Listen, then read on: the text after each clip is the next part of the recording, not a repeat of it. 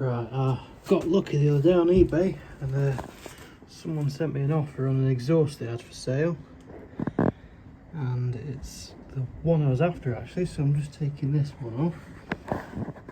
The exhaust clamp is 17mm both sides. There's not a great deal of room this side to get the spanner in, ratchet in, so I might have to get another 17mm spanner to finish that off. Around the engine side, it's another slightly awkward square bolt this time. It's the best thing I found for getting that off was an adjustable. It's a good bit of practice again to get this off, because the first time I took it off it was slightly awkward.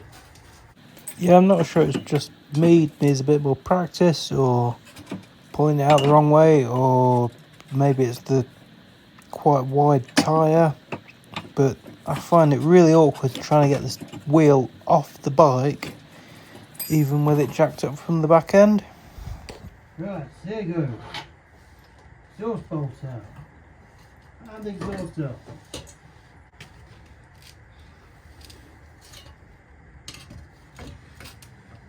There it is. The Simon Innie. That's what it looks like. Proper ring ting tingy thing. And what I've managed to purchase is a SIP Road XL box, so it looks more or less like the standard PX exhaust, but it should flow maybe better than this even, but without the racket.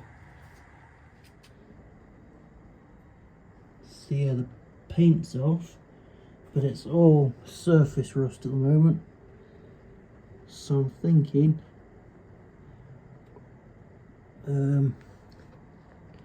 take the engine out so I can get the bike on its side without oil. Oh, I'll have to take the fuel tank out as well. I can get the bike on its side and give all that treat the rust and paint it maybe. A few stickers, SIP, Small Bikes Big Adventures, check them out on Facebook. And Vespa Motorsport, also, that's an awesome YouTube channel, and they're based in San Diego, California, so I can't really order bits off them, although it might be cheaper to import from America than it is Germany, who knows. But they put out some great YouTube videos that have really helped with the Vespa ET and this one, so I thought I've got to support them and have the sticker on the bike. There they are together. Obviously facing the wrong way compared to the bike. Just needs to tighten it up. But what I've done is proving a bit awkward to squeeze onto the manifold of the engine. So I've put this scissor jack under the exhaust pipe, gently lifted it up, and then like wiggled the weight of the bike onto it. And it's slotted in nicely. I don't know how hard it's going to be to get off, but it's hard to get the right angle at it. But it's snugged it up as far as it'll go. I just need to tighten it up now and fire the bike up.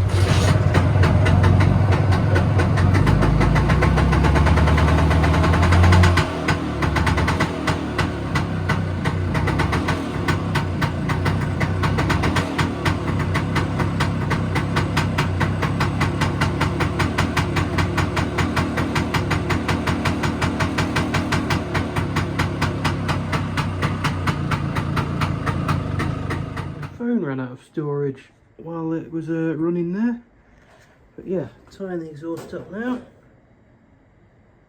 and as much as I want to go for a spin and it's dry outside, it's turned 5 o'clock on a Friday evening, and that means the roads are going to be busy with Friday evening commuters that are not patient enough for someone that's very green to riding a 2-stroke geared scooter. So I'm going to save it till tomorrow morning, I think. Hopefully, if the weather's decent, Saturday morning we'll go out for a spin.